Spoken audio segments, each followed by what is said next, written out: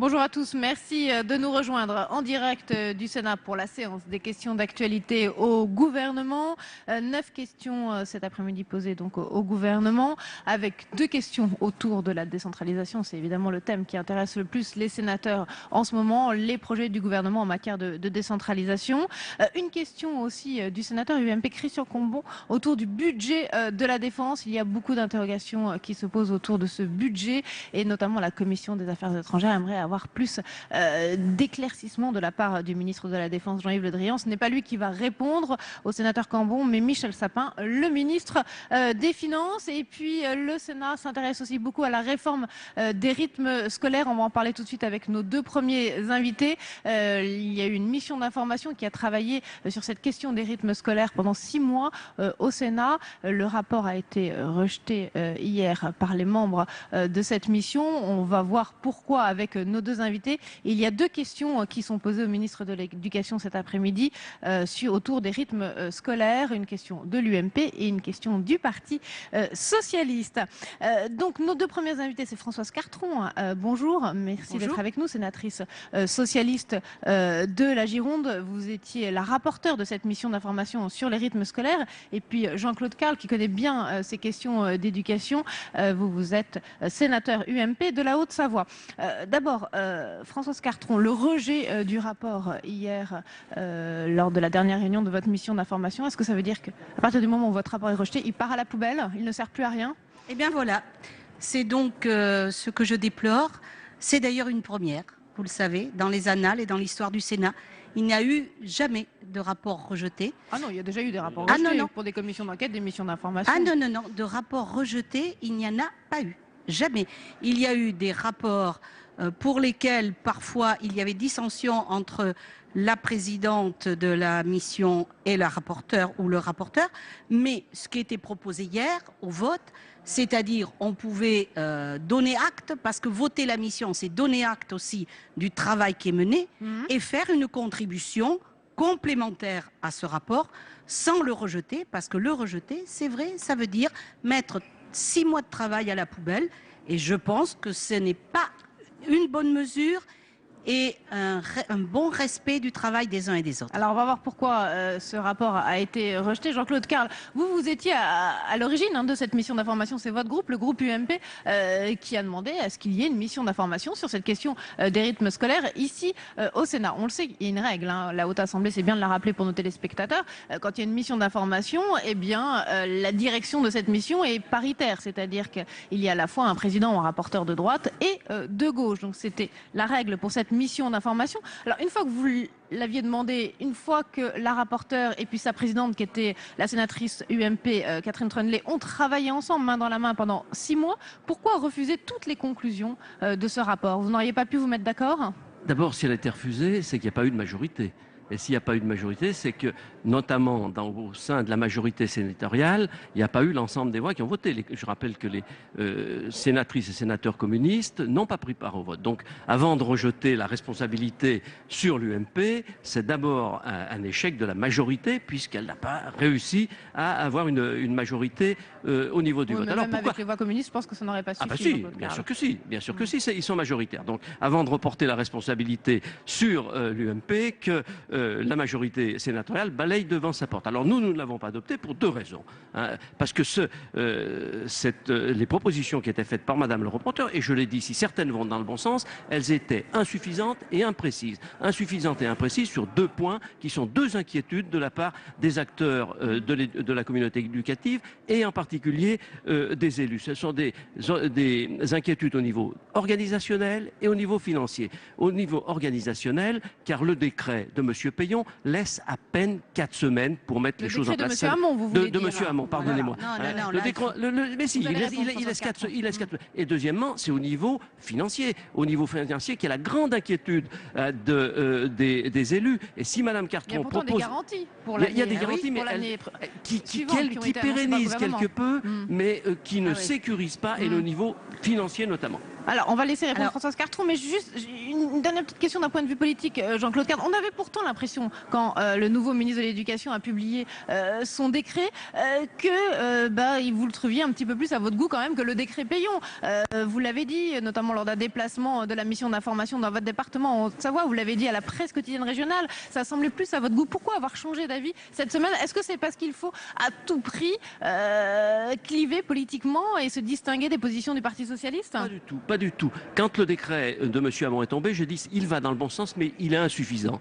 Je dis la même chose pour les propositions de Mme Cartron. Alors, Françoise Cartron. Alors moi, je voudrais faire un bref rappel. Les 18 propositions ont été co-rédigées avec la présidente de la mission.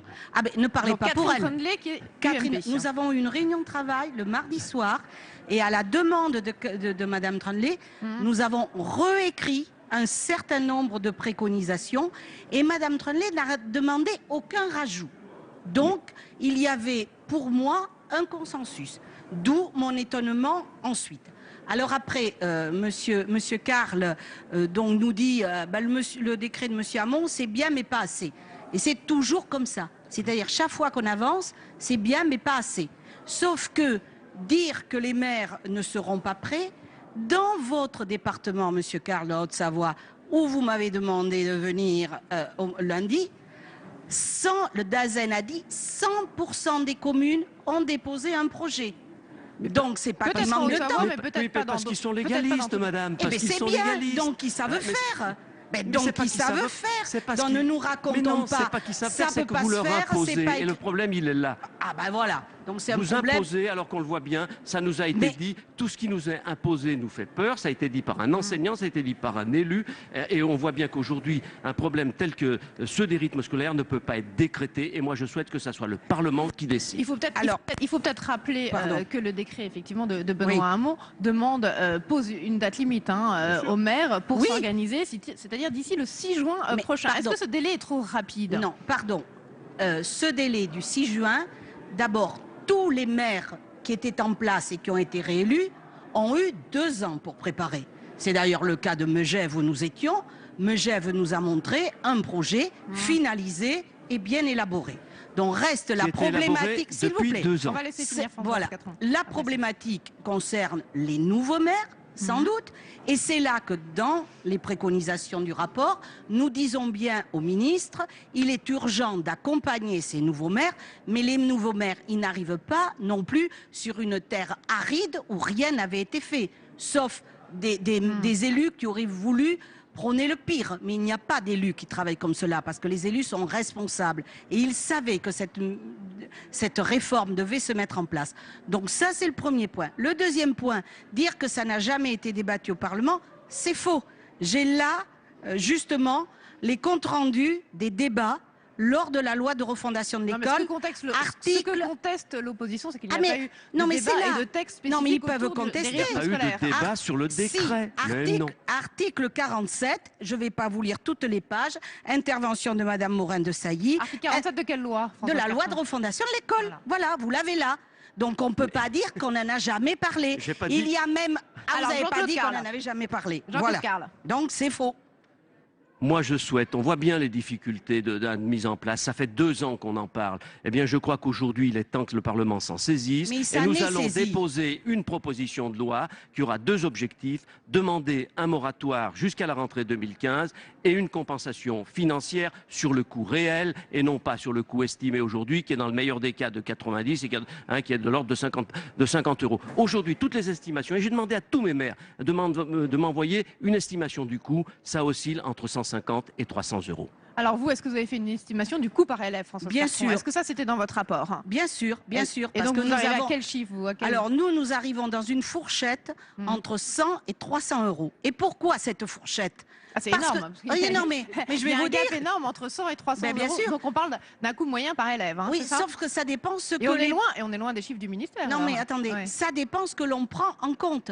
C'est-à-dire que dans les communes où on décide que pour les activités périscolaires, il faut racheter tout le matériel, il faut racheter tous les placards, il faut racheter toutes les armoires, parce qu'on ne peut pas mélanger le matériel hors temps scolaire avec le matériel scolaire, bien sûr que ça a un coût exorbitant. Dans les communes où il n'y a pas de cantine, cantines, parce qu'aujourd'hui, il y a encore des cantines, des communes où il n'y a pas de restauration scolaire organisée. Bien sûr que ça coûte cher, mais ça, on imagine... Est-ce que vous êtes d'accord pour dire finalement, Françoise Cartron, que ce problème financier, ça reste le problème principal pour l'instant de la mise en œuvre de cette réforme des rythmes scolaires, et c'est là-dessus peut-être que le gouvernement doit travailler? Ben moi, je vais vous dire la réponse qui a été faite à Megève, par l'adjointe de Megève, à la question de M. Carle, qui lui a dit « Mais ça a un coût, cette réforme, qu'est-ce que vous en pensez ?» Et, elle n'est pas soupçonnée d'être téléguidée par le Parti socialiste. L'adjointe de Megève a dit « Pour nous, ce n'est pas un problème, le coût, parce que la seule question, c'est un problème de choix. » Et nous savons... Oui, bon, peut-être que la commune de Megève a peut-être un tout petit peu plus de moyens. La grande différence, c'est que le projet de Megève, il a été concerté entre tous les acteurs, entre les élus, les enseignants, les parents, depuis 2 ans. Depuis 2 ans, c'est ça le vrai problème. Et c'est un problème de méthode. Et là, vous voulez l'imposer en 3 semaines. Alors, c'est pas sérieux. L'imposer à 3 semaines, ça ne concerne que les maires nouvellement élus. Alors, arrêtons. C'est 40% des maires, à peu près. Non, arrêtons. De manière, comment cela se fait-il que dans votre département, 100% des projets soient au point? Voilà. Parce qu'ils sont légalistes. Ils m'ont demandé s'ils devaient appliquer la loi. Je leur ai dit oui, je fais la loi. Il faut l'appliquer. Donc ils sont prêts. Donc ils sont prêts. Françoise Cartron, quand même, sur cette réforme, on voit le bien très sensible depuis le début sur cette réforme des rythmes scolaires. Est-ce que c'était finalement très opérant pour la part, très opportun pour le gouvernement de faire 2 décrets successifs plutôt qu'une loi, effectivement, qui aurait été débattue de façon un petit peu plus ouverte et à l'Assemblée et ici au Sénat? Mais la loi n'aurait rien résolu. Parce que monsieur... Non, pardon. Je suis désolé. Alors, je peux quand même continuer. D'un point de vue débat démocratique, je mais parle. le débat, il est là. Je vous donne les 40 pages de débat. Oui, mais c'est un article dans la loi sur la fondation. Monsieur Carle, nous avons eu le débat. Monsieur Carle a déposé une loi qui a été discutée le 21 janvier 2014. Et que vous avez refusé. Pour donner... Ben oui, donc il y a eu le débat. Ah non, mais il ne faut pas confondre, monsieur Carle. C'est pas parce que vous déposez une loi qu'elle doit être votée automatiquement. Mais il y a eu débat. Démocratie, comme vous devez respecter la démocratie qui s'exprimait hier. Donc ne mélangeons pas les choses. Le débat, il a eu lieu. Il y a eu la loi de M. Carle, il y a eu le débat de refondation de l'école. Les votes n'ont pas été conformes aux espérances de M. Carle. Ben bien sûr, pour l'instant, il n'y avait pas une majorité au Sénat pour abonder vos propositions. Voilà, prenons acte.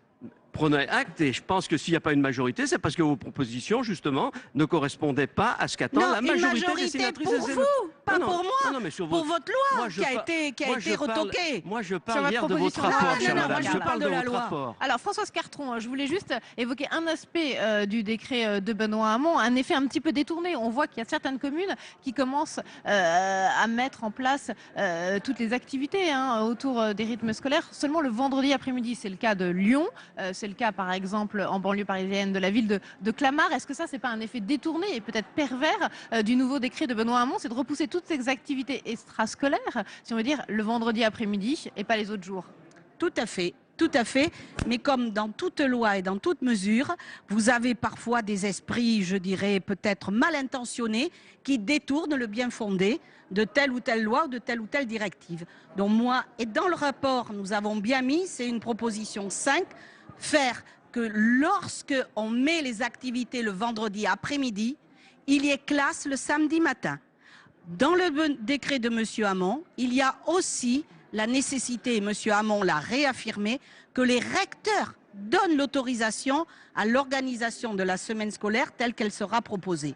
Donc je pense qu'il y a nécessairement un contrôle de l'État par rapport au bien fondé de cette proposition. Donc vous demandez au rectorat d'être vraiment vigilant quant à l'application de l'organisation de ces activités. De voir si cela correspond à un vrai projet éducatif territorial et si l'intérêt de l'enfant est préservé. C'est que cela qui doit nous guider. Jean-Claude Carle. Je suis désolé, mais le rectorat ne pourra que constater. Et je n'irai pas jusqu'à dire que M. Collomb est un esprit détourné. C'est un effet pervers du décret de M. Hamon qui a des effets positifs. Mais là, c'est un effet pervers. Et on le constatera. C'est une mauvaise lecture. On le constatera que la grande majorité des journées complètes seront le vendredi, vous verrez. Ben, c'est une mauvaise lecture. Moi, j'en prends un exemple. Le même décret, il a été... Alors, pardon, je vais citer Alain Juppé. Il n'est surtout pas socialiste. Mais à Bordeaux, Alain Juppé, avec ce même décret, en a fait une lecture différente mais qui, à mon avis, est une solution intelligente, c'est-à-dire répartir en 4 grands secteurs géographiques la ville et tourner sur les 4 jours de la semaine pour la demi-après-midi libérée. Merci beaucoup à tous les deux d'être venus sur ce débat autour des rythmes scolaires. Donc, rapport rejeté hier au Sénat. Françoise Cartron, vous interpellerez dans quelques instants lors de cette séance aux questions d'actualité le ministre de l'Éducation, Benoît Hamon. Catherine Troendlé, qui présidait également cette mission d'information, posera également une question au même ministre de l'Éducation. Je vous remercie tous les deux. Je vous laisse rejoindre la séance puisqu'on a entendu la sonnerie de séance retentir. On va attendre maintenant que le gouvernement et le président du Sénat, Jean-Pierre Bel, s'installe pour démarrer cette séance des questions d'actualité. Je vous rappelle également qu'il y aura une question sur le budget de la défense attendue, avec une réponse attendue du ministre des Finances, Michel Sapin. Voilà, Jean-Pierre Bel débute cette séance des questions d'actualité au gouvernement. On l'écoute. Je rappelle que l'auteur de la question ainsi que le ministre pour la réponse disposent chacun de 2 minutes 30. La parole est à Madame Laurence Cohen pour le groupe CRC. Monsieur le Président, Mesdames et Messieurs les ministres, mes chers collègues, après 10 ans de démantèlement des services de l'État, aggravés par la stagnation de leurs salaires et une saignée des effectifs, les fonctionnaires manifestent en ce moment dans l'unité syndicale. Alors qu'ils espéraient un changement d'orientation politique avec la nouvelle majorité présidentielle, force est de constater qu'ils sont toujours les cibles de la rigueur budgétaire. Comme le souligne le président de l'Observatoire des inégalités, qu'ils soient territoriaux, hospitaliers ou de l'État, c'est la promesse d'une 5e année sans augmentation de salaire, un record historique. Ce gel de la valeur du point d'indice jusqu'en 2017, qui touche 5 millions de personnes, participe d'une logique inacceptable d'austérité salariale à l'égard d'agents exerçant des missions de service public. Privilégier les fonctionnaires ? Le traitement de plus d'1 million d'entre eux tourne autour du SMIC, auquel il faut ajouter des dizaines de milliers d'employés à temps partiel, une majorité de femmes, qui ne perçoivent qu'une fraction de ce même SMIC. La faible revalorisation des plus bas salaires prévue le 1er janvier n'y changera pas grand-chose. À cette mise à la diète aux conséquences dramatiques pour le pouvoir d'achat, donc pour la consommation et la relance de l'économie, il faut ajouter une attaque violente contre l'emploi, les services publics de proximité, les missions de l'État. D'autant que la décision de refonte territoriale risque de créer à elle seule un véritable séisme en termes d'emploi. La casse des services publics de proximité, c'est moins de services rendus à la population, une mise en péril de la cohésion sociale, une aggravation des inégalités sociales et territoriales. Croyez-vous vraiment qu'il y ait trop de fonctionnaires quand les communes se battent pour conserver une école, un bureau de poste, un centre de sécurité sociale, un tribunal ou un hôpital de proximité? Croyez-vous vraiment que les personnels hospitaliers soient en surnombre alors que les ARS poursuivent les regroupements de services, que les maternités et centres d'interruption volontaire de grossesse sont au cœur de la tourmente? Madame la ministre, nous sommes de plus en plus nombreux à ne pas comprendre que vous poursuiviez une politique condamnée dans les urnes et qui aggrave la crise. Saurez-vous entendre les personnels le 19 mai prochain lors de l'ouverture des négociations et répondre aux besoins urgents des agents en commençant par mettre un terme au gel de leur salaire et à la baisse des effectifs dans les services publics? Je vous remercie. Merci. La parole est à Maryse Lebranchu, ministre de la Décentralisation, Réforme de l'État, Fonction publique. Merci, Monsieur le Président, Mesdames et Messieurs les sénateurs, Madame la sénatrice. Augmenter le point d'indice, c'est un débat au cœur, effectivement, de mes rencontres avec les organisations syndicales depuis maintenant 2 ans. Je rappelle quand même, pour que les choses soient bien claires entre nous tous, ce que j'ai rappelé aux organisations syndicales, c'est lorsqu'on augmente le point d'indice, c'est-à-dire un élément de référence du salaire de la fonction publique, on augmente les salaires de façon proportionnelle. Ce qui veut dire que les uns, et en particulier les plus bas salaires, les à peu près 1 800 000 plus bas salaires de la fonction publique ont quelques euros, quand ceux qui ont la chance d'être à plus, comme on dit dans notre langage partagé, ont une augmentation substantielle. L'augmentation du point d'indice n'est pas la façon la plus juste. C'est pour ça que nous avons choisi, dans un contexte compliqué, d'augmenter ceux qui sont le plus près du SMIC, plus d'1 million de personnes, pour à peu près 500 € par an, tout ça sur 2 années, parce qu'il nous semblait qu'il fallait effectivement encourager nos agents. Je pense à ceux qui sont dans les EHPAD, à ceux qui font la vie quotidienne des uns ou des autres. Premier point. Second point. Vous parlez aussi de leur anxiété. Ce n'est pas la même politique, Madame la sénatrice, parce que détruire, entre guillemets, détruire 30 000 emplois par an, ou bien décider, comme le président de la République et le Premier ministre l'avaient fait en juin 2012, de rester à effectif constant, c'est effectivement très différent. Prendre la décision de donner 60 000 postes de plus à l'éducation nationale pour répondre à ce que vous avez dit, en particulier concernant les écoles. Prendre la décision d'augmenter le nombre de fonctionnaires de police, de justice et des pôles emploi, c'est effectivement une politique différente. Aujourd'hui, nous sommes tous dans une situation difficile, vous l'avez dit.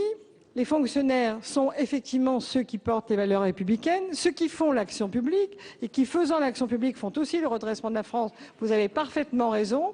Une négociation va s'ouvrir sur les traitements, les parcours professionnels, les mobilités, les passerelles d'une fonction publique à une autre, ce qui les inquiète beaucoup. Moi, je suis absolument certaine que nos agents méritent effectivement beaucoup d'attention. Je vous remercie de votre question. On partage leur anxiété. On ne peut pas répondre à toutes leurs demandes. Merci. La parole à Pierre-Yves Collombat pour le groupe RDSE. La question s'adresse à Monsieur le ministre des Finances. Monsieur le ministre, le Conseil des ministres des Finances de la zone euro du 5 mai dernier semble avoir acté le principe de la mise en place d'une taxe sur les transactions financières à l'échelon de 11 pays. Comme en écho, vous disiez il y a peu, je vous cite, « Le serpent est en train de sortir de l'eau ». Le ministre des Finances allemande ayant déclaré à l'issue de ce même Conseil « Nous avons un accord politique pour poursuivre », sous-entendu « Nous n'avons pas d'accord sur le fond », ma première question sera « Quand peut-on espérer voir la queue du serpent ?» La seconde, à quoi va ressembler l'animal? Autrement dit, quels seront les produits financiers concernés par la taxe? Uniquement un panier d'actions, comme c'est le cas de la taxe française? Toutes les actions et toutes les obligations seulement? Les produits dérivés aussi? Ce qui serait logique, puisqu'ils représentent aujourd'hui l'essentiel des transactions et certainement pas les plus utiles. Ainsi, selon la Banque des règlements internationaux, sur les 700 000 milliards, il faut faire un effort pour le lire, 700 000 milliards de dollars d'échanges par an de ces produits, 7% à 8% seulement servent à l'économie réelle. Enfin, quel serait le taux de la taxe? Les produits dérivés spéculatifs, s'ils sont taxés, le seront-ils plus que les actions et les obligations, ce qui, encore une fois, serait logique et de nature à renforcer la stabilité du système financier? Merci. Monsieur Michel Sapin, ministre des Finances et des Comptes publics.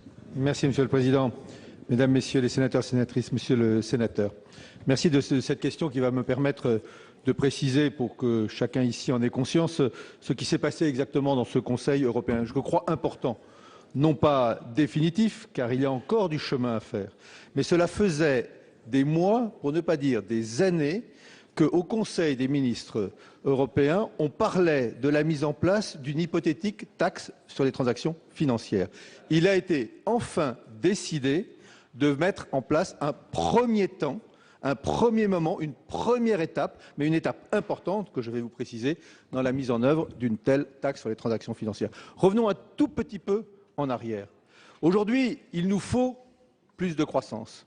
Il nous faut rechercher de l'investissement et de l'emploi supplémentaire. Mais on ne doit jamais oublier où était la cause, l'origine de la crise financière de 2008-2009 qui nous a frappés avec ses conséquences et ses conséquences sociales les plus terribles. L'instabilité financière, l'utilisation de manière abusive d'un certain nombre d'outils financiers que vous avez décrits dans des conditions qui n'avaient plus rien à voir avec l'économie réelle et qui n'étaient plus que de la spéculation sur la spéculation, complètement détachée de toute réalité. C'est ça l'origine de la catastrophe. Et c'est donc à cela qu'il faut pouvoir s'attaquer. La taxe sur les transactions financières est un des outils qui nous permettent de mettre la régulation, de mettre un peu de sagesse dans des mouvements financiers qui sont par ailleurs nécessaires dès lors qu'ils sont maîtrisés.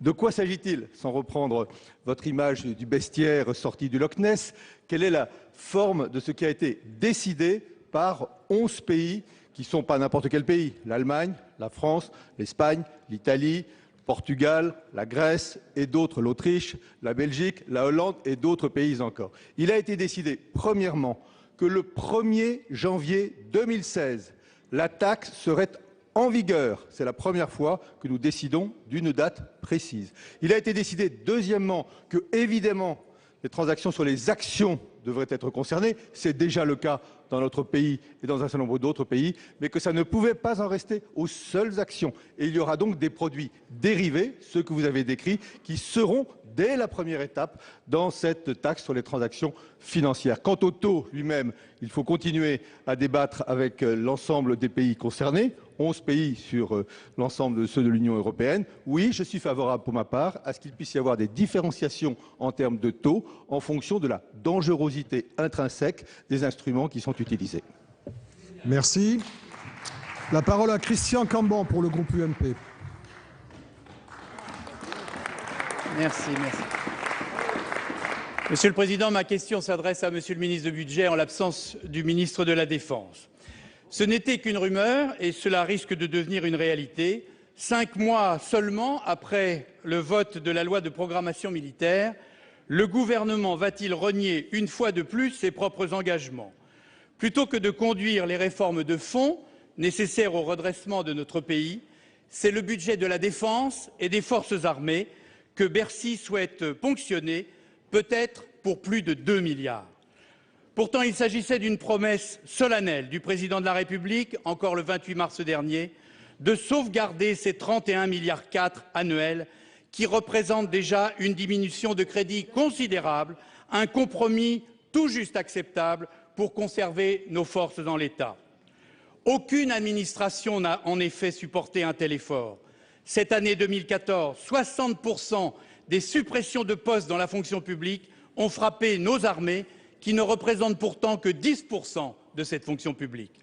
Les résultats, on commence à les mesurer. Bien sûr, il y a le retard des programmes et des livraisons d'équipements qui risquent un jour de porter atteinte à notre sécurité nationale. Mais il y a tout aussi inquiétant le moral et la sécurité des femmes et des hommes que nous, les politiques, nous envoyons au nom de la paix dans des pays où la violence et la barbarie sont quotidiennes. En mission en Centrafrique, auprès des forces sangaristes, nous, les sénateurs de plusieurs sensibilités, nous avons bien sûr pu rendre hommage au courage et à l'abnégation de nos soldats qui assurent par plus de 35 degrés une mission périlleuse sans jamais se plaindre. Mais nous avons vu aussi des campements rudimentaires, le rationnement de l'eau potable, des matériels vétustes ou inadaptés, des flaques d'eau et de la boue dans les camps, propices au palu qui a déjà frappé nos troupes. La situation internationale qui s'aggrave chaque jour nous permet-elle de baisser la garde? Au moment où le monde entier réarme, ou de Kiev au Nigeria, les tensions s'amplifient. L'Europe, elle, parle fort, mais elle désarme et elle laisse la France seule dans ses missions périlleuses. Le président de la République peut certes convoquer tous les sommets sur la sécurité du monde. En la matière, on le sait, le droit sans la force, ça ne sert à rien. La Syrie et l'Ukraine sont là pour nous le rappeler. Alors, Monsieur le ministre, allez-vous renoncer définitivement à cette nouvelle saignée budgétaire qui, cette fois-ci, mettra en péril les capacités minimales de mobilisation de nos armées et la cohérence de notre défense? Et si vous persistiez dans vos intentions, aurez-vous alors l'honnêteté de dire que la France n'a plus la force de porter dans le monde les valeurs de paix que nos militaires incarnent avec tant de courage? Merci. La parole à Michel Sapin.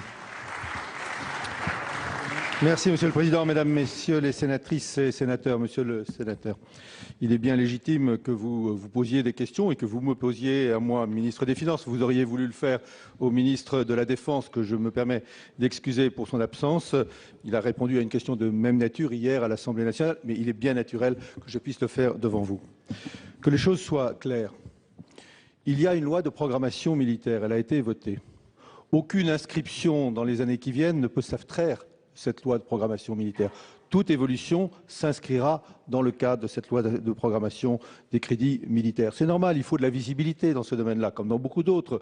Sinon, qu'est-ce que ça voudrait dire que de lancer tel ou tel programme si cette visibilité vient à manquer? Deuxième chose, les crédits militaires ne sont pas des crédits comme d'autres. D'ailleurs, vous le décrivez comme tel. Ils permettent d'assurer la sécurité de la France, la sécurité des Français, parfois en intervenant à l'extérieur, parce que c'est parfois à l'extérieur que l'on protège les populations extérieures. C'est le cas au Mali, ça peut être le cas en Centrafrique, ça peut être le cas encore ailleurs. Et par là même, on protège aussi la sécurité des Français en luttant contre le terrorisme, contre leur base. Et donc c'est vrai, on ne peut pas parler de ces crédits comme de tout autre crédit. Ils ont une spécificité particulière. Et j'en parle toujours de cette manière-là. Et je ne les considère jamais comme des crédits exactement de même nature que d'autres. Mais monsieur le sénateur, aujourd'hui, comme hier, il faut aussi maîtriser nos dépenses publiques. Aujourd'hui, comme hier, et d'ailleurs hier, c'est souvent, vous l'avez voté vous-même, les lois de programmation militaire qui ont servi de valeur d'ajustement. Donc aujourd'hui, comme hier, il faut que nous maîtrisions la dépense. Je pense que vous êtes d'accord les uns et les autres ici pour dire que cette maîtrise de la dépense publique est absolument nécessaire. Et on ne peut pas abstraire un ministère, indépendamment de telle ou telle mission, de tout effort. Il n'est pas question, pour reprendre les images que vous preniez, qu'il y ait 1 euro de moins, je pense même qu'il faut des euros de plus pour nos militaires engagés, pour ceux qui sont au contact, pour ceux qui risquent de donner leur vie, pour ceux qui ont parfois donné leur vie. Il ne peut pas être question de cela. Vous savez bien que les crédits militaires sont beaucoup plus vastes que cela et qu'on ne peut pas non plus dire qu'il n'y a aucun effort à faire. Mais je voudrais terminer par une phrase qui était une très belle phrase du ministre de la Défense nationale hier. Nous voulons protéger la souveraineté de la France. La protection de la souveraineté et de la sécurité de la France, elle passe par nos crédits militaires, nos crédits qui assurent la sécurité intérieure et extérieure. Mais notre souveraineté, elle passe aussi par notre souveraineté budgétaire et financière et par la maîtrise de nos finances publiques. Merci. La parole à Jean-Marie Bockel pour le groupe UDI-UC. Merci, Monsieur le Président. Votre réponse, Monsieur le ministre Sapin, ne nous rassure guère. Madame la ministre, la rationalisation de notre millefeuille territorial constitue une revendication historique des centristes. Mais nous demeurons à ce stade vigilants et critiques vis-à-vis de votre projet de réforme territoriale et surtout de votre méthode. En effet, après moult déclarations présidentielles et gouvernementales, force est de constater que c'est le flou et l'incertitude qui prévalent aujourd'hui. Il est temps pour le gouvernement de sortir des non-dits et des positions successives à un rythme d'ailleurs accéléré. Pour nous, 3 objectifs indissociables doivent être poursuivis.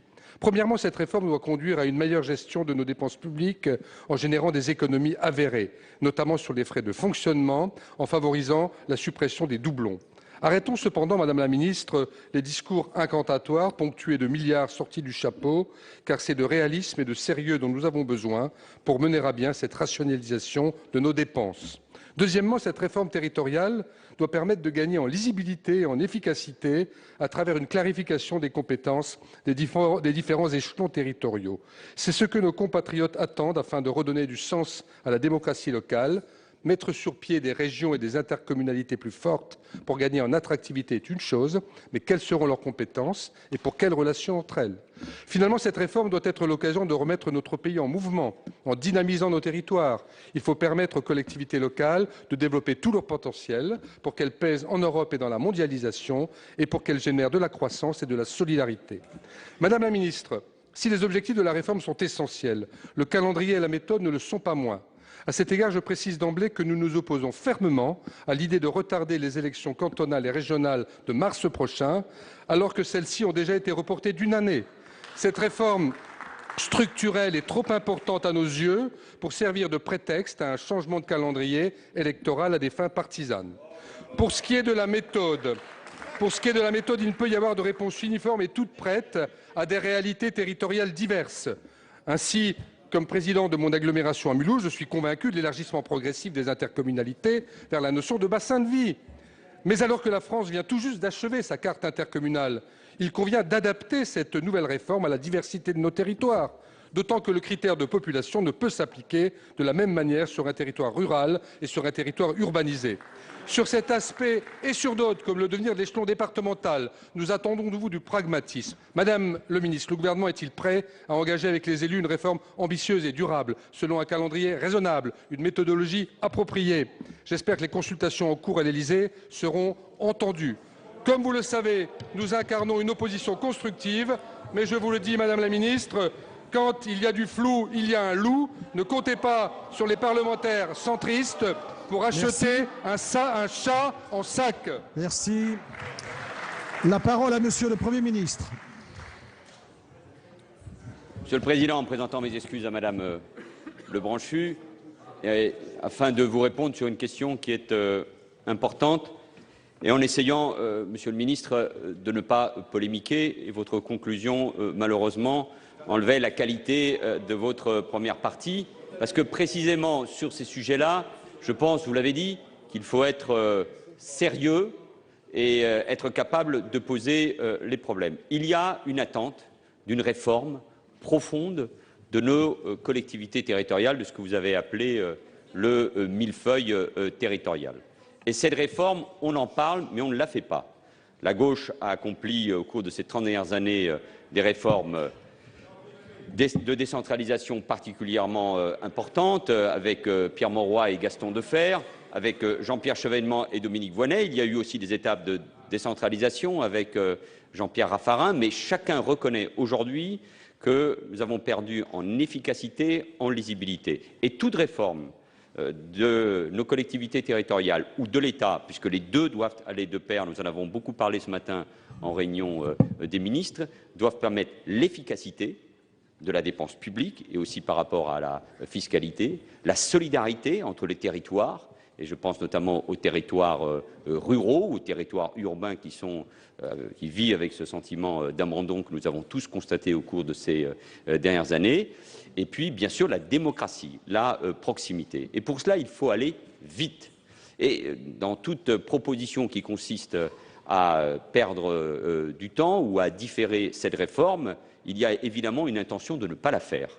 Et le président de la République est en train de consulter les responsables politiques. Il en tirera évidemment un certain nombre de conclusions, mais l'idée est bien d'organiser notre pays autour de grandes régions, de solidifier l'intercommunalité, et nous aurons évidemment ce débat, et plus particulièrement au Sénat, de travailler sur la question des compétences, c'est le texte sur lequel travaillent Marie-Lise Lebranchu et André Valigny, et d'entamer, d'organiser la disparition des conseils généraux. Tout cela pose, nous le savons, toute une série de problèmes, mais l'attente de réforme, l'attente de changement, elle ne saurait être contestée et surtout entravée. Nous devons le faire dans un dialogue, il ne sera pas forcément toujours facile, il y aura des confrontations, c'est normal, mais tous ceux qui ont proposé, ici ou ailleurs, sur tous les bancs, soit la disparition des départements, puisqu'on parlait de cela, soit la réduction des régions. Il y a un rapport sénatorial qui fait foi ici. Tout cela, Monsieur Bockel, ils devront dire s'ils sont oui ou non pour la réforme, avec des questions difficiles, compliquées, qui concernent les compétences, qui concernent la DGF, qui concernent les solidarités indispensables dans notre pays. Et nous devrons, nous, et c'est la responsabilité de mon gouvernement, accompagner cela, je vous le disais un instant, par une réforme profonde de l'État, parce que c'est l'occasion aussi de le faire. Et alors, on verra là, Monsieur Bockel, qui est droit dans ses bottes, qui est capable de réformer, qui est capable d'être au cœur de ses convictions, qui est capable d'être clair par rapport au pays. Je vous attends, vous et tous les autres, sur ce sujet-là. Merci. Merci. La parole à Simon Sutour pour le groupe socialiste. Monsieur le Président, mes chers collègues, ma question s'adresse à Harlem Désir, secrétaire d'État chargé des affaires européennes, que je salue tout particulièrement. Dans 10 jours, l'Europe connaîtra un des moments clés de sa construction, l'élection au suffrage universel des 751 députés du Parlement européen pour un mandat de 5 ans par 400 millions de citoyens européens. Cette élection comporte en elle-même 2 enjeux qui font de ce vote un acte citoyen majeur. Aller voter le 25 mai prochain, c'est dire quelle Europe on souhaite. Aller voter le 25 mai prochain, c'est donner du poids au Parlement européen pour qu'il puisse défendre cette Europe. Le Parlement européen a beaucoup évolué depuis l'entrée en vigueur du traité de Lisbonne en 2009, qui lui a conféré de nouveaux pouvoirs de codécision en matière de protection des consommateurs, d'agriculture, de protection des données personnelles, de transport, d'environnement, de dépenses budgétaires et d'approbation des accords commerciaux. Les citoyens doivent faire vivre ces pouvoirs et leur donner tout leur sens. Plus nous voterons, plus le Parlement européen aura de poids dans les décisions européennes. Ce scrutin du 25 mai sera également un scrutin historique, car pour la première fois par leur vote, les citoyens européens pèseront directement sur le choix du président de la Commission européenne qui devra être issue des rangs de la majorité dégagée au Parlement européen. Le saut démocratique est considérable, d'abord en termes de proximité.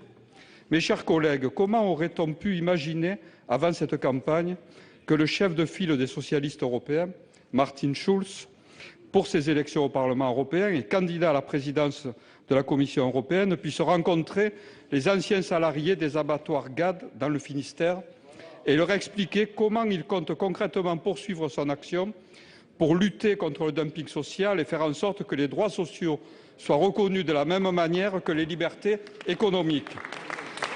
Mais aussi, mes chers collègues, en termes de légitimité, après 10 ans d'une Europe gouvernée à droite, nous pouvons choisir le 25 mai un Parlement européen et un président de la Commission qui soit plus favorable aux attentes des citoyens européens touchés par la crise, à nos orientations et à nos ambitions pour l'Europe.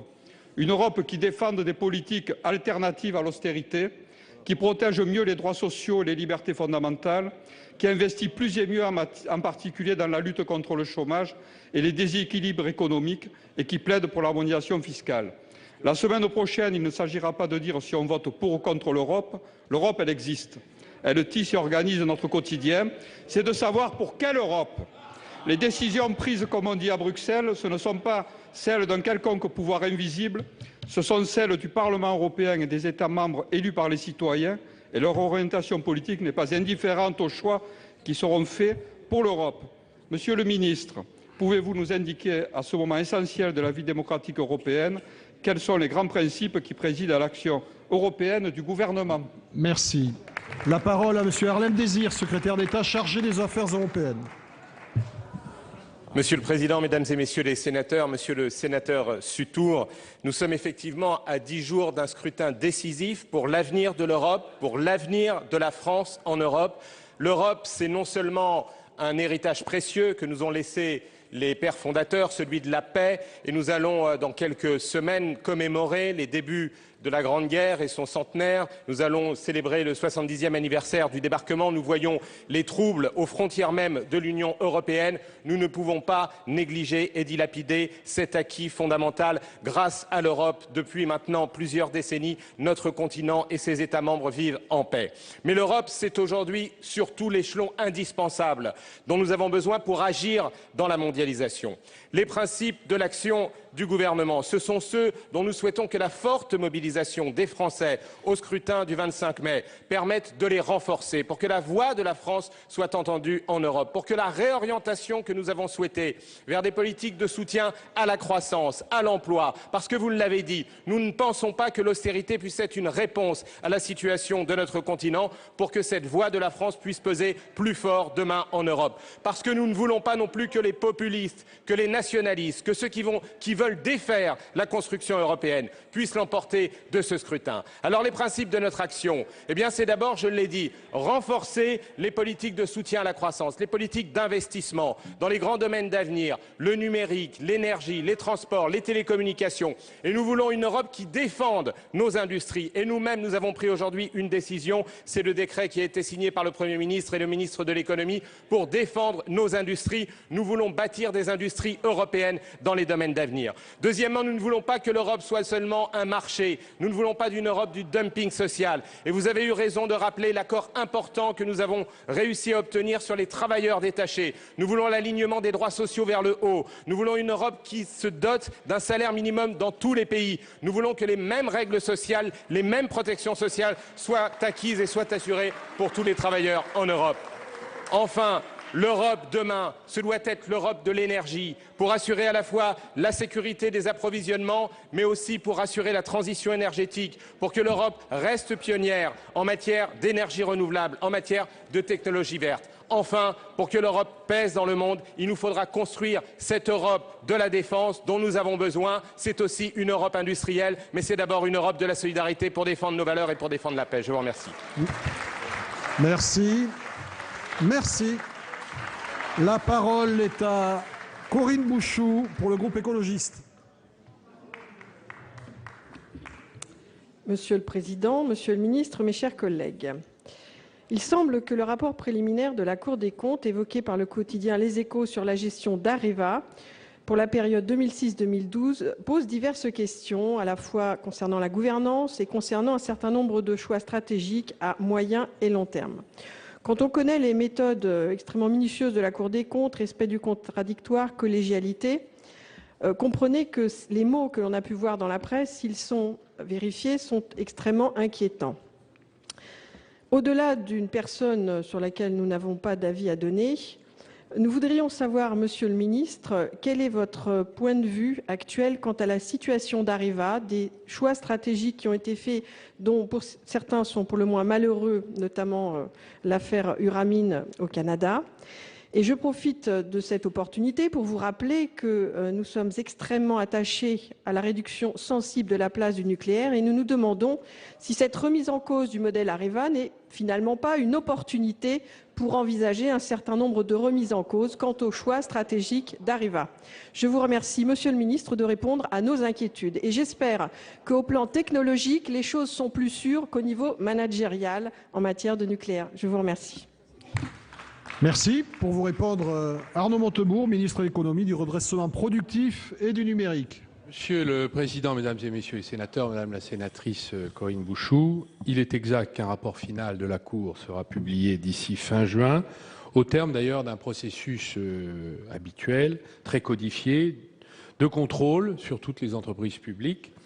Donc la conclusion définitive n'est pas maintenant, il s'agit d'une conclusion provisoire à laquelle les intéressés ont eu à répondre et à l'issue de cette procédure, cette navette, nous aurons une conclusion définitive. Le contrôle a été réalisé en 2013 et a porté sur les exercices 2006-2012. D'ailleurs, l'ensemble des intéressés, depuis l'Agence des participations de l'État qui est sous l'autorité de Michel Sapin et de moi-même, la direction de l'industrie ou les dirigeants d'Areva de l'époque ont pu faire part de leurs commentaires.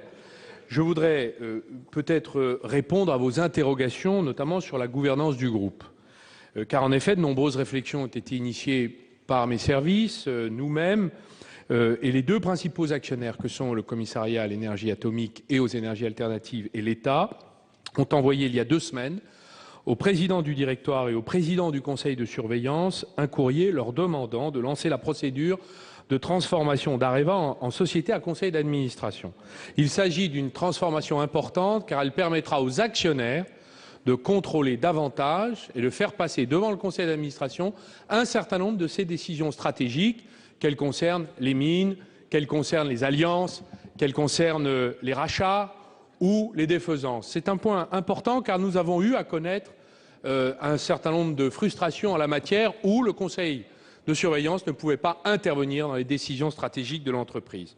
S'agissant de l'affaire Uramine, vous avez cité, les enquêtes sont en cours, nous souhaitons attendre les résultats. Quant à la situation financière d'Areva, sur laquelle vous nous interrogez, Madame la sénatrice, les perspectives des marchés nucléaires sont amoindries à court et moyen terme, notamment en raison du redémarrage plus lent que prévu des centrales japonaises. Néanmoins, le gouvernement japonais a fait part de son désir publiquement de redémarrer et donc de redonner à ses capacités de production électrique d'origine nucléaire, ces tranches de centrales nucléaires. Peut-être qu'au-delà de 2016, à la fin d'une période d'investissement très important pour le groupe Areva est en mesure de retrouver des marges de manœuvre financières significatives, bien sûr s'il y a stabilisation des conditions du marché du nucléaire à cet horizon. Je voudrais signaler qu'Areva est participant d'un certain nombre d'investissements à l'étranger très importants. C'est la victoire en Turquie sur Atmea, la participation sur Hinkley Point en Grande-Bretagne, car des États aujourd'hui investissent avec Areva dans le nucléaire. Merci. La parole est à Catherine Troendlé pour le groupe UMP.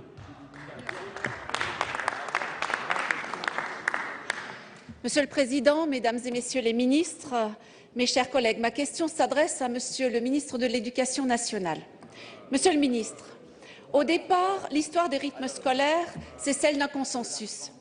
Une journée d'école trop longue et une année scolaire trop courte. La réforme était donc souhaitable, même si elle n'était pas prioritaire. Alors comment sommes-nous arrivés à de tels mécontentements? La faute de votre prédécesseur qui, du haut de l'État, enfermé dans son bureau rue de Grenelle, a cru qu'il pouvait, en claquant des doigts, bouleverser l'école. Pensez, mes chers collègues, que le ministre Payon n'a pas pris la peine de venir défendre sa réforme devant le Parlement, ni même de se déplacer devant la mission d'information dont Mme Cartron, élue socialiste, était le rapporteur. Il a préféré la décréter seul, entouré de quelques technocrates. Alors, Monsieur Hamon, vous êtes le ministre qui doit renouer le dialogue. Le décret du 8 mai présente des avancées certaines, mais il interroge et est très insuffisant, voire contre-productif. Le premier décret plaidait pour une réduction de la durée d'enseignement journalière et vous offrez la possibilité de la rétablir à 6 heures. Le premier décret plaidait pour une répartition des activités périscolaires sur l'ensemble de la semaine et votre décret offre la possibilité de les concentrer sur une demi-journée avec le risque avéré que ce soit sur le vendredi après-midi, ce qui rallongera davantage encore la rupture du week-end. Par ailleurs, les communes qui n'arriveront pas à résoudre les difficultés financières qu'elles rencontrent ne mettront pas en place d'activités périscolaires. Vous aurez alors deux types d'écoliers, les écoliers du périscolaire et les orphelins de 15 heures. Cette situation aussi est contraire à l'esprit de la réforme. Monsieur le ministre, où se trouve véritablement l'intérêt de l'enfant? Enfin, vous prenez un décret le 8 mai et vous exigez, moins d'un mois après, que la nouvelle organisation soit présentée au DAZEN. Nous sommes dans la précipitation la plus totale. Monsieur le ministre, un moratoire s'impose jusqu'à la rentrée 2015, car une telle réforme doit être subordonnée au vote préalable d'une loi qui garantira l'intérêt premier qui est celui de l'enfant et créera une véritable dotation de compensation pérenne prenant en compte le coût réel au regard des besoins des collectivités. Monsieur le ministre, quelles sont les solutions que vous comptez mettre en œuvre pour répondre à toutes ces exigences? Merci. La parole à Monsieur Benoît Hamon, ministre de l'Éducation nationale, enseignement supérieur, recherche. Merci Monsieur le sénateur, Mesdames et Messieurs les sénateurs, Madame la sénatrice. Vous êtes inscrits les uns et les autres, et vous l'avez dit vous-même, dans la volonté, à partir d'un diagnostic qui avait été posé par tous, de réorganiser les rythmes éducatifs de façon à ce qu'ils soient davantage adaptés au rythme de l'enfant. C'était le diagnostic posé par mon prédécesseur, Vincent Payon, mais aussi le sien, Luc Châtel. Nous savons tous aujourd'hui que les résultats de notre école primaire reculent. Pourquoi? Parce que les apprentissages fondamentaux en mathématiques et en français se font moins bien. Nous savons pourquoi. Parce que les journées sont trop longues, notamment, et qu'il manque une matinée à tous ces enfants pour faire en sorte que, lors de leur pic de vigilance, entre 9h et 11h, ils apprennent mieux. Il fallait donc que nous bâtissions les rythmes scolaires différemment. C'est le sens de cette réforme. Elle l'a posée à travers un premier décret, 9 demi-journées dont 5 matinées, et elle propose à travers le décret que je vous ai proposé, qui a été publié, des dérogations, des expérimentations de façon à tenir compte davantage d'un certain nombre des remarques que vous aviez faites. Aujourd'hui, nous maintenons cet objectif, qui est de permettre aux enfants de mieux apprendre. Parce que, je veux le dire, comme ministre de l'Éducation nationale, quelle est ma responsabilité, celle que m'a confiée le Premier ministre, de faire en sorte que la France ne soit plus la championne d'Europe pour le poids de l'origine sociale dans le destin scolaire des enfants. Or, nous savons qu'en permettant aux enfants de travailler une matinée de plus, nous leur permettrons de mieux apprendre et de retrouver quelque chose auquel nous sommes tous attachés, le goût du travail, le goût d'apprendre. C'est à cela que je veux travailler et c'est ma responsabilité. Vous me jugerez, vous nous jugerez dans 2 ou 3 ans sur le niveau de nos enfants en sortie de CM2. Oui, dans 2 ou 3 ans, pardon, parce que, mesdames et messieurs les sénateurs, l'éducation, c'est le temps long. Et l'éducation, c'est le temps long, si long que maintenant, quand même, au bout de 10 ans, nous sommes en capacité de mesurer ce qu'a été l'impact d'une politique qui consistait à diminuer le nombre de professeurs dans les écoles. Et je veux vous dire, au passage, si c'est le problème, que cette année à la rentrée, il y aura dans le Haut-Rhin des postes supplémentaires. Ceci, vous le devez à la gauche, qui l'a permis et qui a inversé une logique qui était une logique de recul des effectifs. Mais je veux dire aussi que j'ai répondu à un certain nombre des remarques qui ont été faites lors de la mission d'information. Vous nous avez demandé de mieux tenir compte des maternelles, nous l'avons fait.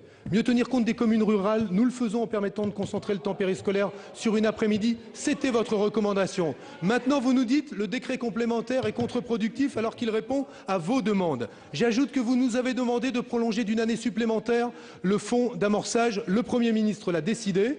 Si vous choisissez aujourd'hui de changer d'avis, je le regrette parce que ce n'est pas l'intérêt de l'enfant. Merci. La parole à Françoise Cartron pour le groupe socialiste. Monsieur le Président, mes chers collègues, ma question s'adresse à Monsieur le ministre de l'Éducation nationale. Hier, les 18 propositions contenues dans le rapport de la mission sénatoriale d'information sur les rythmes scolaires ont été rejetées suite à une manœuvre que je qualifierais de grossière menée par le groupe UMP. Ces 18 propositions constituaient pourtant autant de réponses aux difficultés ou interrogations recueillies durant les 6 mois de travail de la mission et avait été validée par la présidente, Madame Tremblay. D'ailleurs, lundi dernier, en déplacement en Haute-Savoie, à votre demande, Monsieur Carle, Madame Tremblay et vous-même, vous êtes félicités du dernier décret de Monsieur le ministre qui, selon vous, allait dans le bon sens, saluant le projet innovant de la ville de Megève.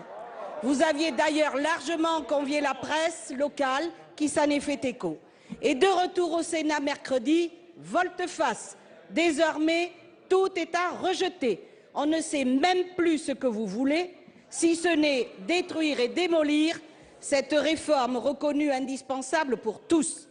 Il faut dire que cette tâche de démolition de l'école publique, vous l'avez entreprise depuis 10 ans bientôt et avec une véritable constance. Suppression des 3 heures d'enseignement, merci Monsieur Darcos.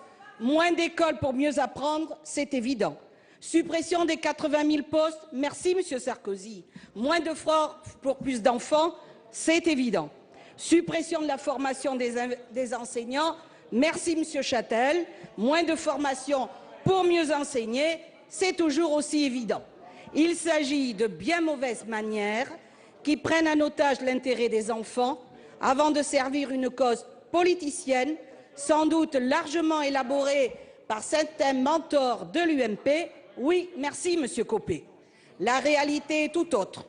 Tout au long de nos déplacements et de nos auditions, nous avons rencontré des acteurs motivés et satisfaits par cette nouvelle organisation du temps scolaire, saluant déjà les effets positifs pour les enfants, bien loin du tableau apocalyptique dressé par certains. Alors, Monsieur le ministre, je vous demande de nous réaffirmer votre position pour la prochaine rentrée scolaire, car aujourd'hui, une entreprise de désinformation est à nouveau activée, semant le doute dans l'esprit de beaucoup de parents et de beaucoup d'enseignants, tout ceci dans l'intérêt des enfants, bien évidemment. Merci. La parole à Monsieur le ministre, Benoît Hamon. Monsieur le Président, Mesdames et Messieurs les sénateurs, Madame la sénatrice, bon, vous m'interrogez sur la mise en œuvre de la réforme des rythmes scolaires à la rentrée. Moi, je veux distinguer 2 types de situations. Il y a les situations que l'on peut régler parce que celles et ceux qui nous demandent de travailler veulent les régler, puis des postures qui sont inévitables dans le débat public et qui amènent un certain nombre d'élus à vouloir s'opposer à la mise en œuvre de la réforme des rythmes scolaires. Il y a 2 manières de s'opposer, celle sincère, argumentée, qui consiste à contester par exemple le sens et le bien fondé de cette réforme, et ça je l'accepte évidemment, puis celle que je n'accepte pas, qui consiste à dire nous nous affranchirons de la règle. Parce qu'on ne peut pas s'affranchir de la règle. Et ce que vous n'avez pas dit, Madame Troendlé, je le reconnais et je vous en remercie, on ne peut pas, surtout en tant que parlementaire, dire la règle, on peut s'en affranchir, la loi, on peut s'en affranchir. Mais je vous dis de surcroît que l'organisation des temps éducatifs sur le principe du décret qui a été publié par M. Peillon et par moi-même s'appliquera évidemment à la rentrée à toutes les villes et à tous les enfants. Pourquoi ? Parce que je le redis, le temps scolaire, c'est l'État. Il nous revient désormais de travailler encore et encore avec les communes qui ont des difficultés à l'organisation du temps périscolaire. Que nous ont dit un certain nombre de communes rurales ?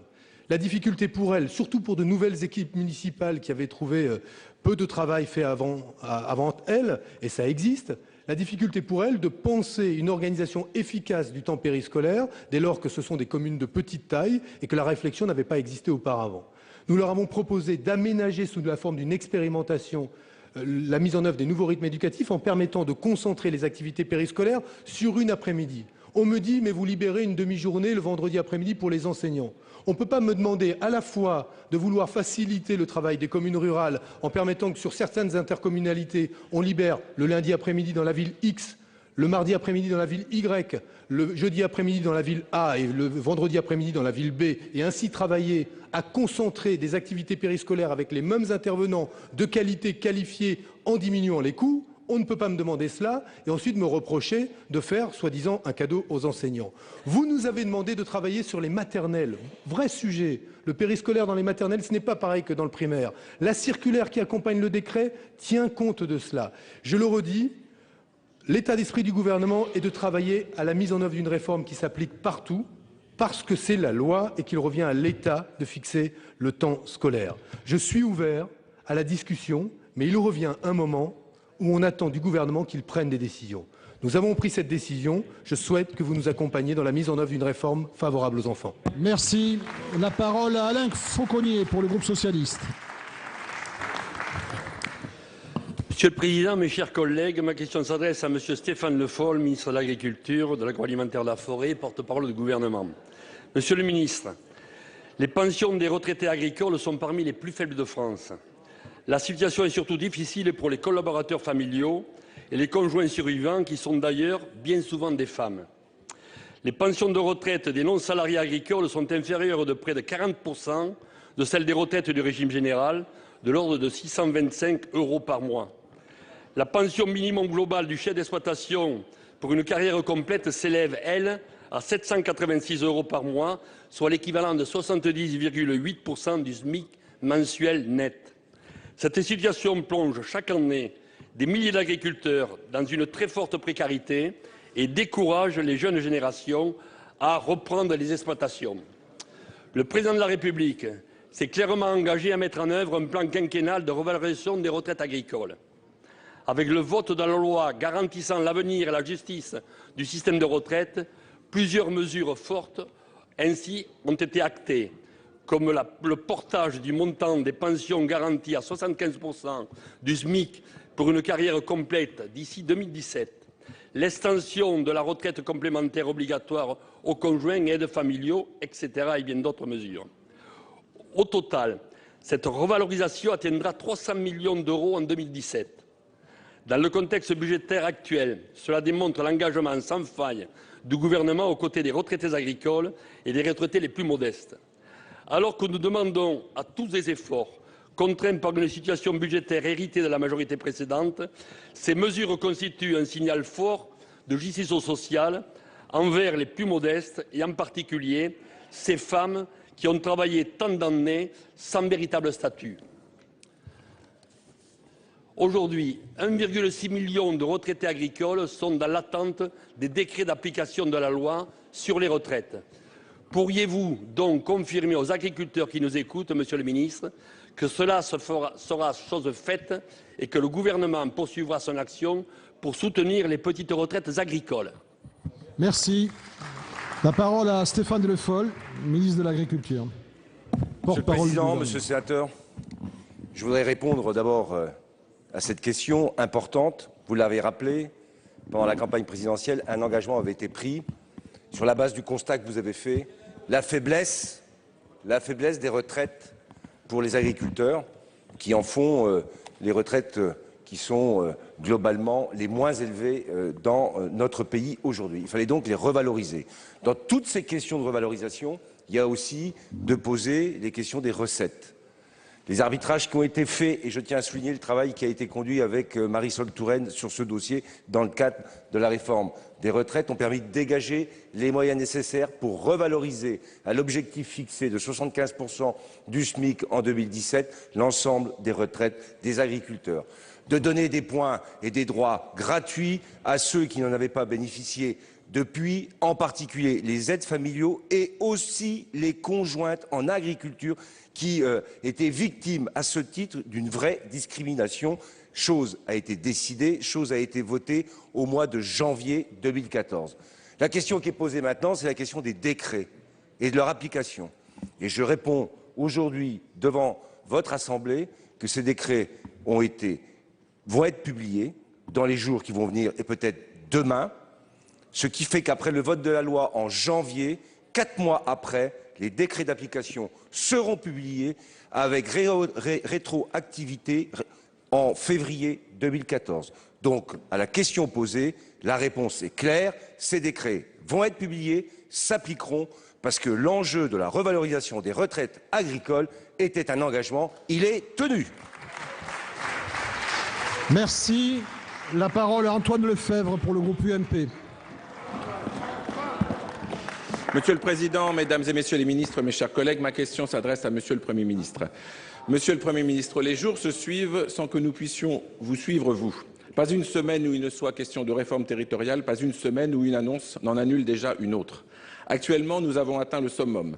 Le 27 novembre 2012, annonce du report de l'année 2015 des scrutins d'élections territoriales normalement prévus en 2014, repoussé en 2016, nous dit le Président de la République, mais on ne sait pas en fait vraiment, car peut-être ce serait fin 2015. Le temps de modifier les régions d'ici à 2017, mais en fait peut-être d'ici cette fin d'année, car soudain, il faut accélérer le rythme. Et dans tous les cas, les départements seraient dissous à l'horizon 2021, mais peut-être dès 2016. Bref, c'est compliqué tout cela. Pourtant, le Président n'avait-il pas affirmé en janvier dans sa bonne ville de Tulle, et je veux le citer, « Les départements gardent leur utilité pour assurer la cohésion sociale, la solidarité territoriale », ajoutant, écoutez bien, « Je ne suis donc pas favorable à leur suppression pure et simple, car des territoires ruraux perdraient en qualité de vie sans d'ailleurs générer d'économies supplémentaires. » Triple salto arrière pour masquer encore et toujours un énième revirement, encore et toujours un énième reniement. Le Président consulte depuis hier tous les partis politiques. Comment en effet oser espérer faire adopter cette réforme? Susciter un référendum, vous le redoutez. Modifier la Constitution, mais avec quelle majorité? La présentation du projet de loi, initialement prévue au Conseil des ministres d'hier, est reportée au 21, puis au 28 mai, voire maintenant en juin. Vous nous demandez donc de nous positionner alors même qu'aucun contenu ne nous est présenté. Quel cynisme assumé! Je rappelle que la précédente majorité avait enclenché la fusion des départements et des régions avec la mise en place du conseiller territorial. Vous l'avez abrogé. Mais finalement, il semblerait que vous ralliez à l'idée que ce conseiller territorial était plutôt une bonne idée. La clause de compétence générale des départements et des régions pour éviter qu'ils ne se concurrencent en permanence avait été supprimée. Vous l'avez réintroduite. Là où pourtant vous aviez des gisements d'économie, que de temps perdu. Pourquoi n'avoir pas examiné de plus près que le conseiller territorial était une bonne idée avant de le lyncher? Il serait, à l'heure de cette séance, déjà élu, et le millefeuille territorial dont tout le monde se plaint, déjà en partie réduit, et les économies seraient lancées. Parce que vous redoutez les scrutins à venir, vous voulez tout chambouler dans la précipitation et sans concertation, vous mettez à mal notre organisation territoriale sans alternative crédible. Nous contestons la méthode et attendons du contenu. Monsieur le Premier ministre, Mesdames, Messieurs les ministres, ma question est simple. Où allez-vous? Où allons-nous? Je vous remercie. Merci. Pour vous répondre, la parole est à Bernard Cazeneuve, ministre de l'Intérieur. Merci beaucoup, Monsieur le sénateur Lefèvre, pour votre question qui permet d'apporter un certain nombre d'éléments de réponse précis à votre Assemblée sur la réforme territoriale, mais également la réforme de l'État. D'abord, vous conviendrez, Monsieur le sénateur, dans cette Assemblée qui a une grande tradition de sagesse, qui n'est pas nécessaire sur l'avenir des territoires, l'avenir de notre pays, le renforcement de l'efficacité de la puissance publique, de créer sur tous les sujets systématiquement des polémiques en prêtant à ceux qui sont en situation de responsabilité des pensées qu'ils n'ont pas. D'ailleurs, s'il fallait considérer qu'à chaque fois que les modes de scrutin changent et que les dates des scrutins sont modifiées, il y a une intention politique pernicieuse, vous en auriez eu beaucoup d'intentions politiques pernicieuses au cours des dernières décennies, je veux le rappeler, puisque en 1994, 2 mois avant les élections cantonales, vous avez décidé de modifier la durée du mandat des conseillers généraux élus en mars 1994 en l'allongeant d'1 an, et en 2005, vous avez décidé de modifier la durée des mandats des conseillers généraux, des conseillers municipaux et des sénateurs sans qu'à aucun moment des questions déontologiques vous aient traversé à l'époque l'esprit, et sans d'ailleurs que nécessairement nous ne vous ayons prêté de mauvaises intentions. C'est pour dire qu'il ne faut pas que ce que vous avez fait, parfois en ayant des objectifs politiques, soit prêté à ceux qui n'en ont pas d'autres que de transformer et moderniser profondément notre pays. Ça, c'est le premier point. Le second point sur lequel je voudrais vous répondre, c'est sur la réforme elle-même. De quoi s'agit-il? Il s'agit de faire en sorte d'avoir moins de collectivités territoriales, moins pauvres, davantage dotés de capacités d'intervention et d'investissement pour moderniser notre pays, et de faire en sorte que tout cela se fasse dans un contexte davantage lisible pour les Français, qui renforce l'efficacité de nos collectivités. Et puisque vous voulez de la clarté, permettez-moi, Monsieur les sénateurs, de vous rappeler quels sont les objectifs que poursuit cette réforme territoriale. 1. Faire en sorte que nous puissions avoir moins de régions de dimension européenne et qui permettent de faire en sorte que sur le transfert de technologies, l'accompagnement de grandes filières d'excellence, la relation entre l'entreprise et le monde de l'université, l'investissement sur les grandes infrastructures, l'équipement numérique du territoire, nous ayons des régions qui soient de dimension européenne et qui soient plus performantes. Voilà ce que nous voulons faire. Deuxièmement, nous voulons des intercommunalités plus fortes, de manière à ce que nous puissions avoir, notamment dans les territoires ruraux, des ensembles territoriaux qui affirment davantage leur vocation à la solidarité et à la proximité. Enfin, nous voulons, en point d'orgue, terminer cette réforme par une suppression des conseils départementaux. Vous voyez là une contradiction, il n'y en a aucune. La contradiction, elle est chez vous. D'ailleurs, je vais vous envoyer, monsieur le sénateur Lefebvre, à la fin de cette séance, un très bel exemplaire du Figaro Magazine, à la une duquel se trouvait monsieur Copé, qui proposait au mois de janvier 2014 la suppression de tous les départements, contre laquelle vous semblez être aujourd'hui. Donc nous, ce que nous proposons de faire, c'est une réforme territoriale qui permette, dans la clarté, d'avoir davantage d'efficacité. Enfin, dernier point, monsieur le sénateur, je termine par là. Ce que nous voulons aussi, c'est faire en sorte que cela se fasse dans le compromis et le dialogue. Parce qu'il n'est pas nécessaire, lorsque l'avenir du pays est en question, de créer nécessairement et sur tous les sujets des polémiques. C'est la raison pour laquelle le président de la République consulte, qu'il écoute, et qu'au terme de tout cela, les meilleures décisions seront prises qui permettront de faire la meilleure réforme possible. Merci. Mes chers collègues, je vais suspendre la séance. Elle sera reprise à 16h15 pour l'examen du projet de loi relatif aux activités privées de protection des navires. La séance est suspendue. Voilà donc pour cette séance des questions d'actualité au gouvernement. On se retrouve tout de suite en direct du Sénat pour refaire ensemble la séance.